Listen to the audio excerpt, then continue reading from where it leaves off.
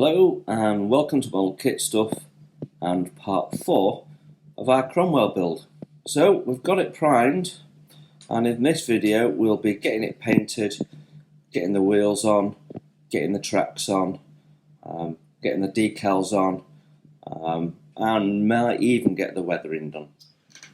Okay, so we're going to use this Tamiya paint, khaki drab, XF51, for painting the main base colour. This is a new jar, so I need to put some thinner in it first, jar. And what I tend to do is put thinner into the jar, and then I can always add more thinner if I need it. That's my way of working with Tamiya paint. Don't use Tamiya paint a lot.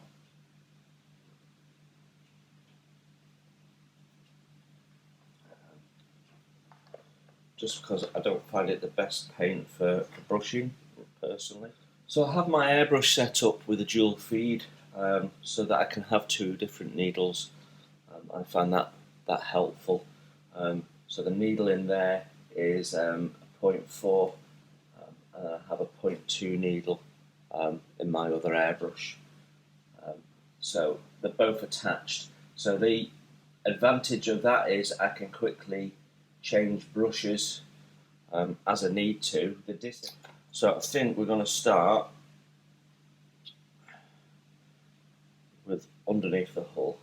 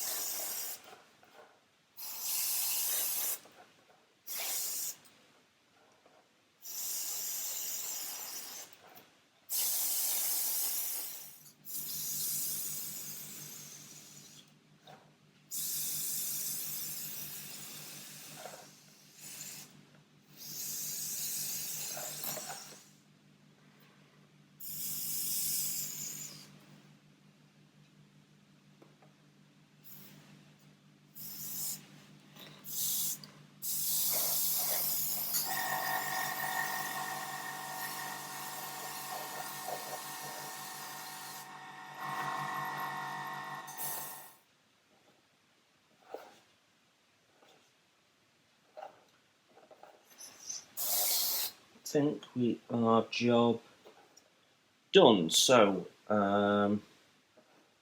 we have put a base coat down of the Tamiya khaki drab. We've done the wheels, we've done the components. I've got underneath the turret to do, which I'll do in a sec, off camera. And I've got a couple of little gaps to do. So I will finish that off quickly. We'll let that dry, and then you can come back. You'll notice that I removed the side panels on the fenders, with the exception of that one that I couldn't get off. When I glued these in originally, it hadn't occurred to me that I needed to put these Lincoln length tracks in, but I do. So it just taking those off has made that easier. So if you're building this up, don't put these on until you've put your paint down. is my tip. So we're next going to do the paint tracks, and we're going to use initially burnt iron, which is this Vallejo colour. It's a lovely colour. You'll have seen me use it on a number of kits. It's very versatile, but we'll use that as the base for our link and length tracks. So we're going to paint these tracks on the sprue.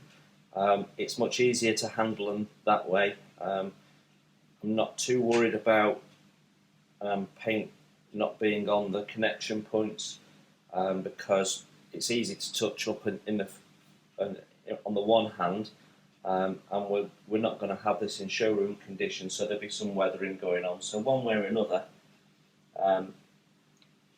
we'll be covering it up. I'm just going to put a drop of flow improver in.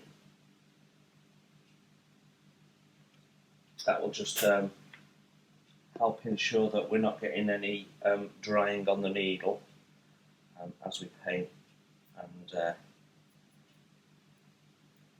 keep that paint flowing through the brush. Looks good.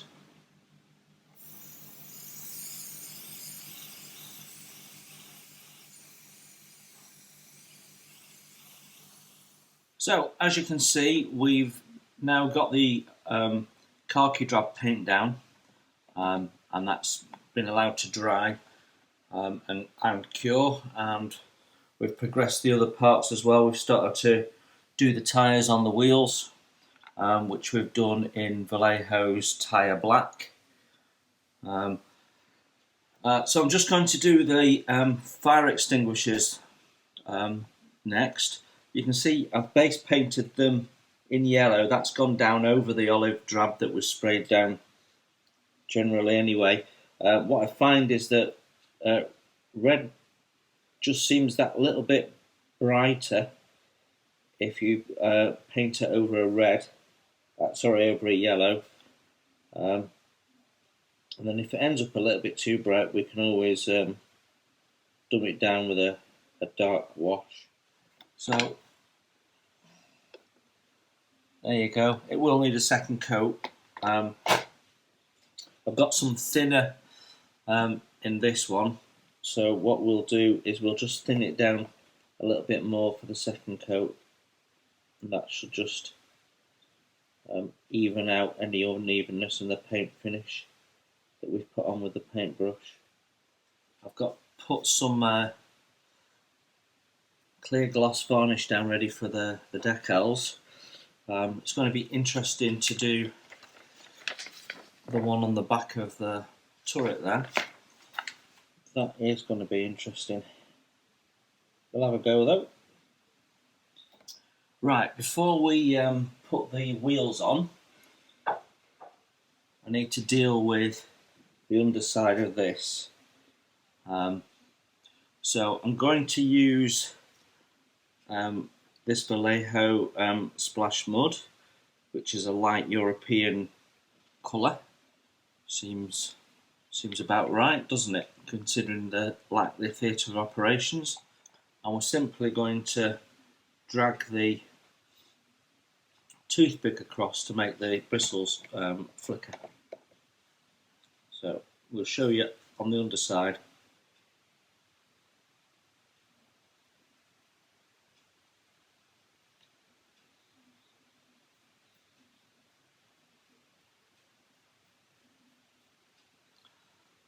And it looks pretty authentic because it's random, like mud splashes would be.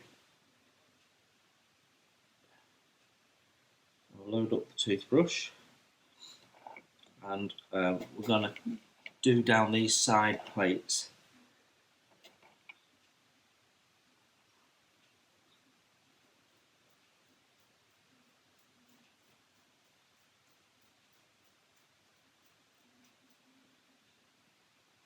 Well, you get the general idea, so I'll crack on with this and show you what it looks like when it's done. Okay, so we've given that a good splatter of mud. Remember that the wheels will be going in front of this, and much of it won't be seen anyway. But it's there because in between the wheels and the tracks you will see something, and I don't know exactly where, so we do the whole thing. So the next thing, we need to lay a little bit more mud down inside the fenders and do the backs of the wheels and in between the wheels. So obviously we want to paint that with a brush. So I'm using a Humbrol detail brush for this. It has quite a coarse bristle, which lends itself quite nicely to this paint. And what we're going to do is we're just going to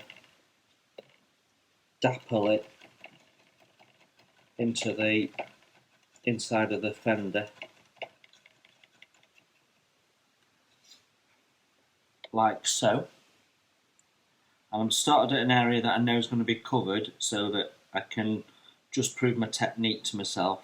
So if you're not sure of a way of working, I mean, I've done this recently, so I am, but if you're not sure of a way of working, get a bit of scrap plastic or a piece of card or something and try it out first. So we just want to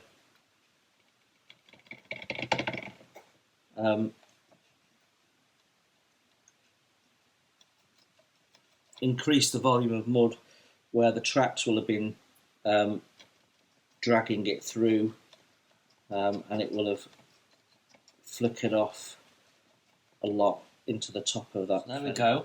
Again, this largely won't be seen. You've got to remember that we're viewing the vehicle upside down, but what it will do against the track and the dark wheels, it'll just frame them a little bit, and you'll get a bit of a contrast.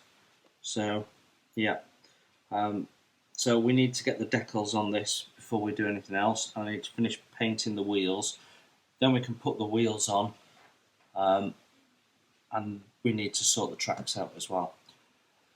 Plenty to do. I'm going to start with the decals for the hull.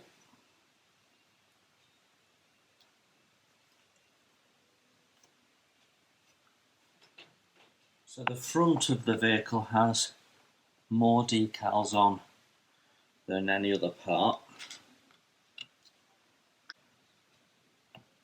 Let's have a look at what we've got to do next.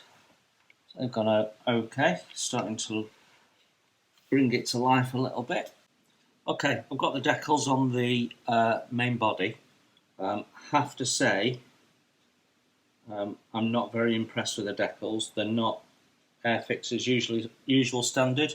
I wonder if these have been printed by Academy. We've got a white line above the number there, which I don't think should be on. I think that's just a misaligned print, and that's on both of them. And they're quite thin, so the colour, the yellow colour, has darkened quite significantly when it's gone on the green. Yeah, and you can see a white witness around there. So they're not very well printed. So it might be worth you looking at some alternative decals if you build this yourself. Thinking if we cut the decal in half, it might be easier. So let's do that.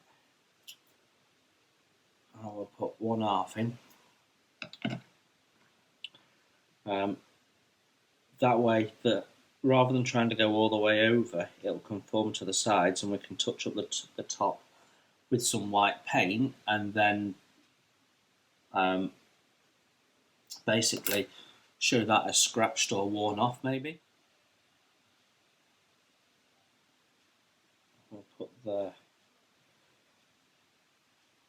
top of the star there.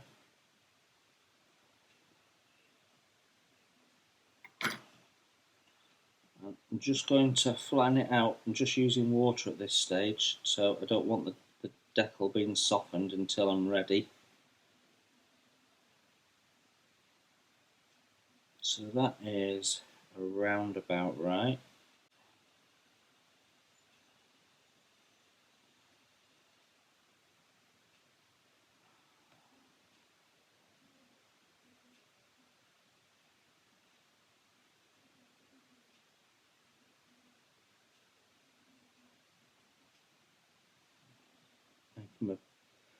doing my best to make sure there's no creases.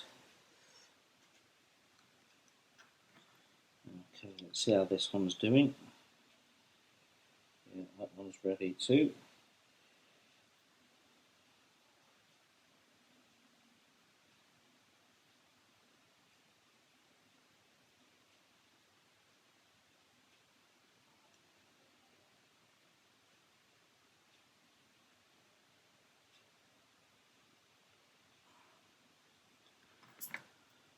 Okay, and again, plenty of water. Just need to get this star matched up.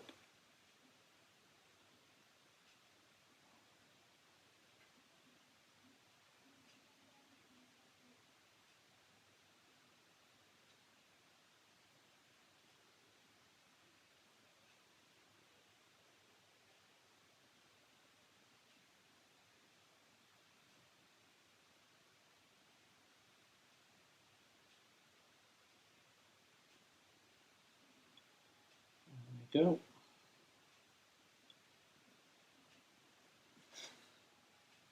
I think that's actually sat better than the first attempt. So I think cutting it in half definitely seems to have helped.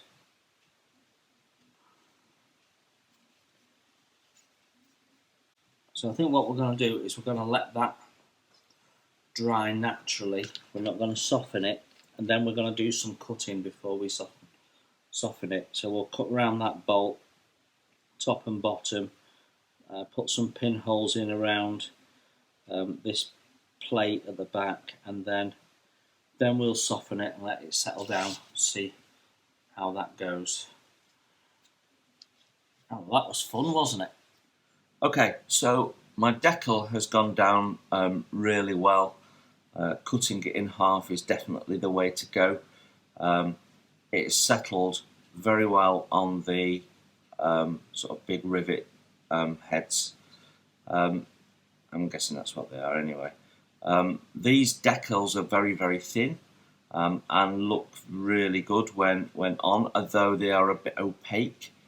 And I've noticed there's little, if there's any marks or anything behind where the decal's gone, then you're going to see it. And they're slightly opaque, so you may want to replace these with aftermarket.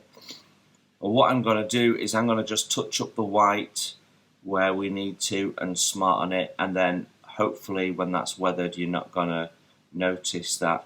I notice nobody else appears to be putting this on, so it's definitely a difficult decal to put on in the places where they go, and even putting a painting mask on would be quite challenging. However, don't like to be defeated, so I think we've come up with a solution that works. So I'm going to paint this in, and then we'll clear coat all of this ahead of some weathering. There we go. Quite happy with that, to be honest. So I'm using Vallejo Air tyre black for the rubber tyres on the wheels. I find the air paint quite good for brushing. You need a couple of coats, but you get a very even cover with two coats.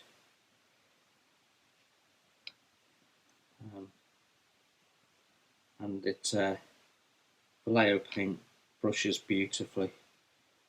It doesn't mind you moving it around. It doesn't mind you leaving it for a moment and moving it around. So there we go.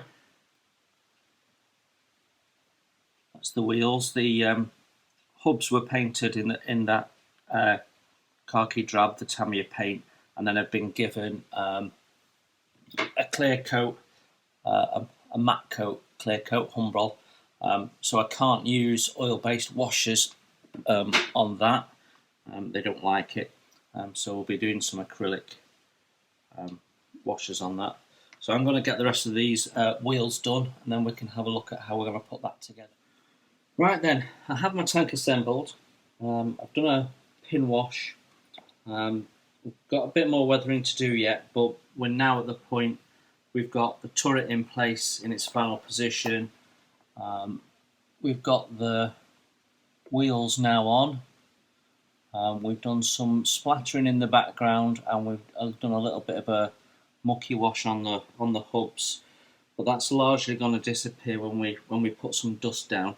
So we're now at the point of adding these link and length tracks. So I've just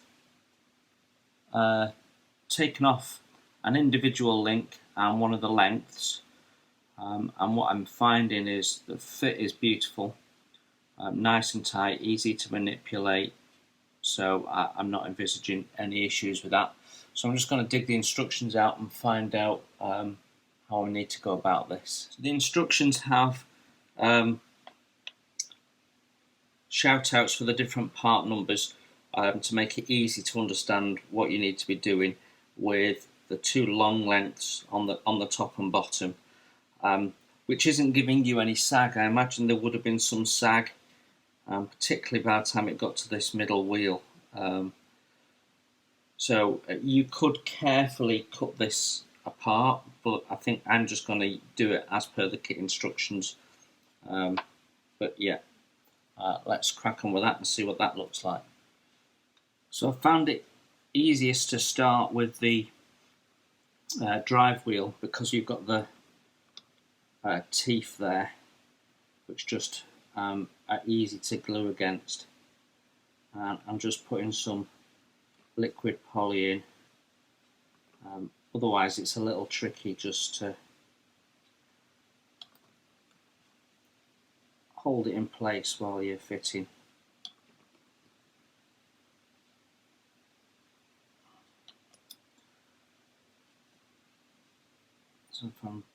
So that's basically tacked into place for now.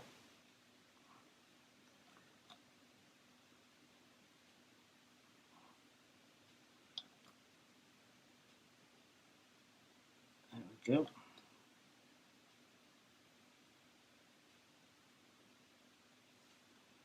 I think I put any glue on that bit. There we go. So that's the first track in. Then we have, it's a little annoying that the individual links are attached on their connection points. It would have been easier if they'd been attached on each end, maybe, like the lengths are. You just have to clean them up a little bit. So in theory we should have just one in here, and then this length. So that seems to work. So let's glue them in while we can.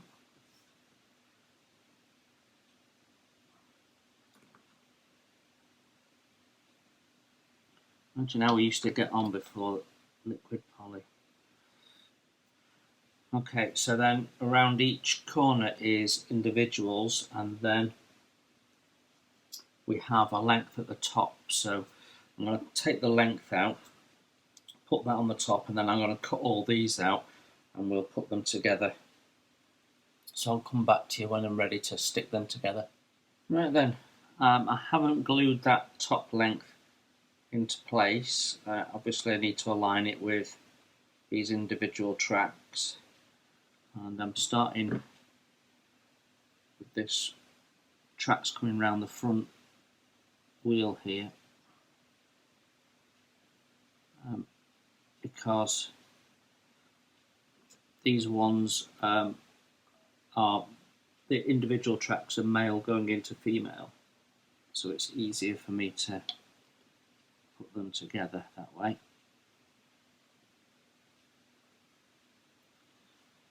And we're just doing them one at a time, and then when we get round to there we'll have a think about how much sag we need. That'll be the tricky part, because you've not got anything you're connecting against.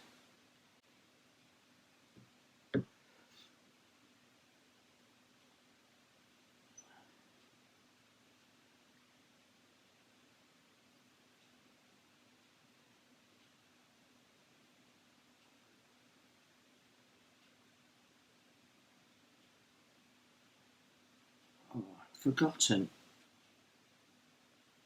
how fiddly it is.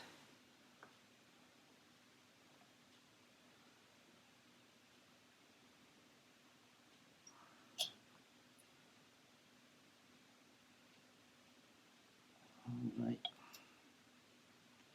that's going okay.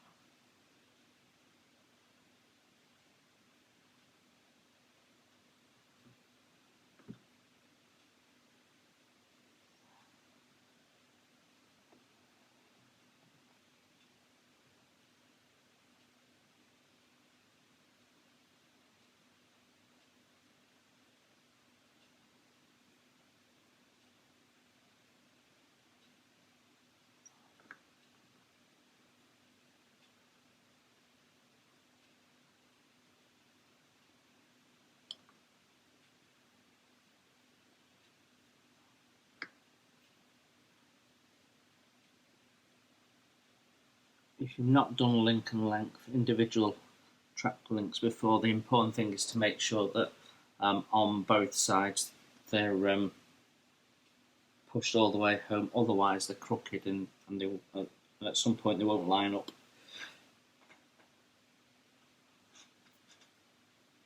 Got that all good. Okay.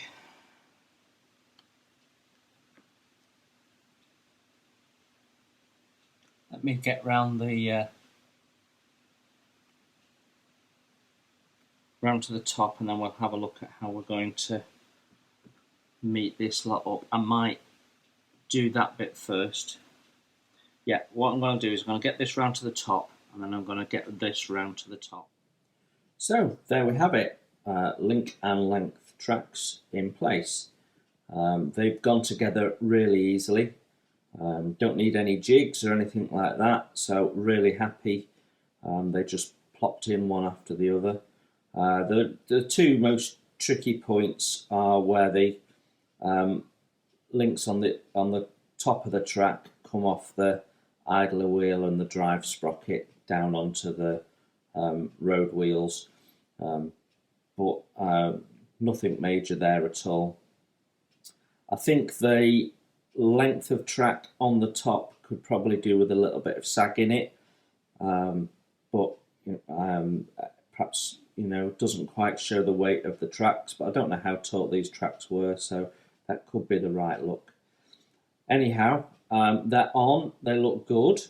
I'm going to put the side skirts on now, and then we've just got the Pioneer tools to put on, and then we can make it a bit dusty, and we're pretty much done then, I think.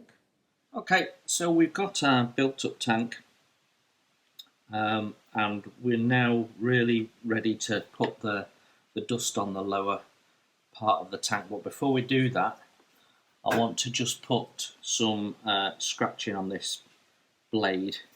So I'm going to use this pale burnt metal, which has a very slight rusty look to it. So we'll use that and we'll dry brush the ends is the initial idea.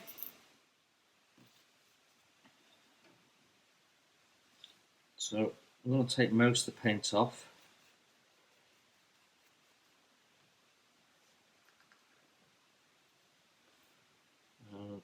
Just some very light, quick motion just to get the edges. Don't know if we can see that. I tend to go in the direction that I imagine the scratching would have happened. Okay, so I think that's probably about right initially.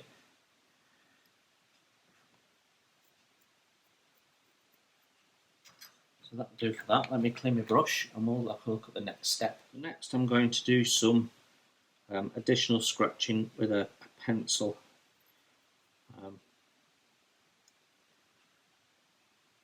It just gives you an impression of older and newer scratches.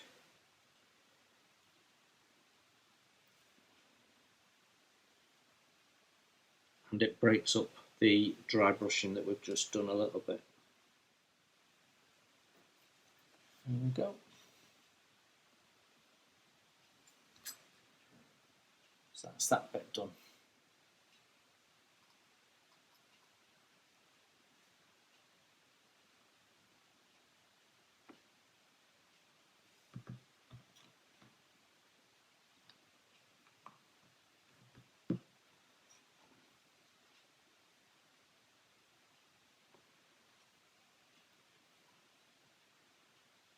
Okay.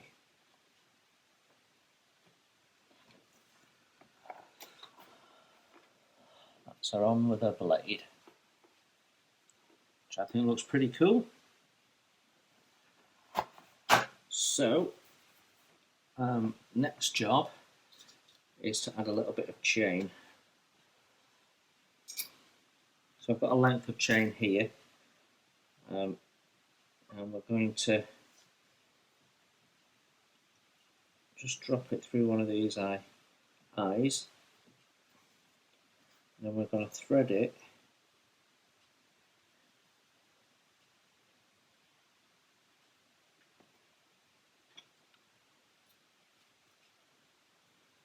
through the protective guardrails for the lights. So I'll do that and show you what that looks like. Okay, so we've got a little bit of chain on the front there. Just adds a little bit of animation to the model. So the next thing is to add a little bit of dust and see how that comes up. I bet you're thinking I've forgotten the Pioneer tools. Well, that's because I had. So we're going to just put them on before we do the dusting. So just need to paint these up, which shouldn't take long at all. The khaki drab has already been painted, so it's just doing the metal and wood parts of the tools. So it won't take a moment to do that. We're using the Vallejo orange-brown colour for the wood handles.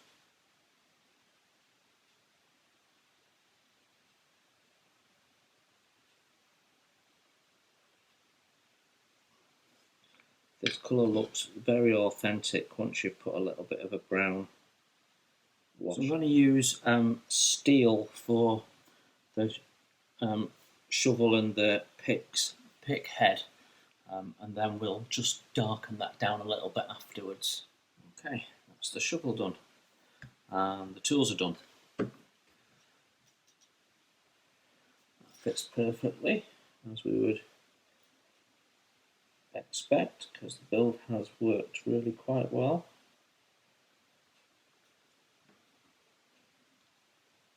Can't say that we've had any real fit issues with this, really.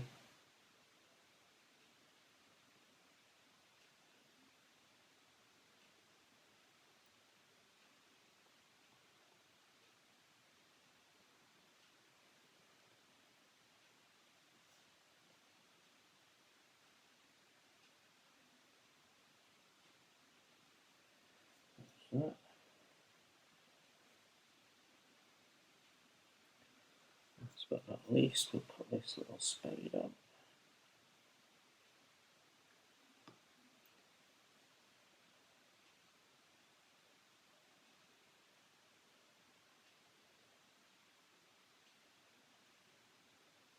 Okay, they look very brand new, don't they?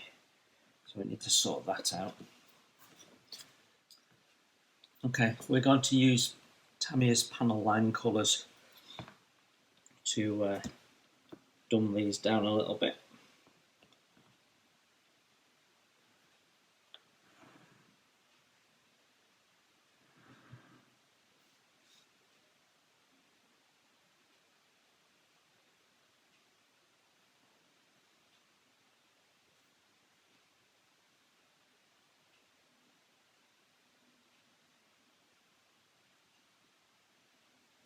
we go, that's the handle.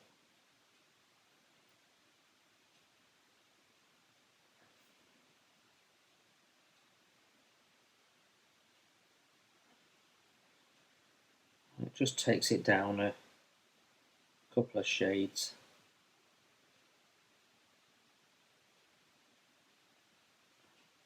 And I'm also going to go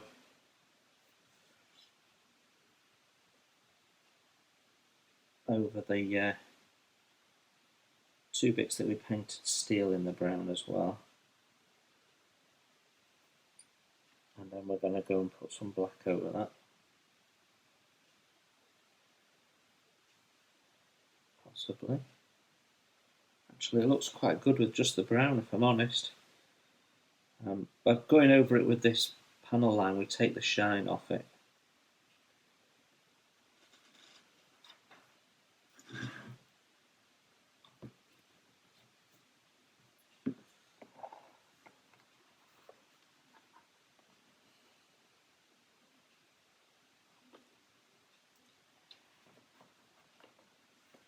I think we might leave it at that and not bother with the black.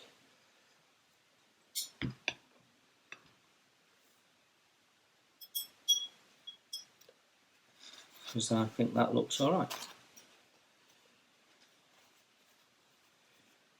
So we've got a vehicle that is not overly distressed in terms of scratches and bits and pieces like that.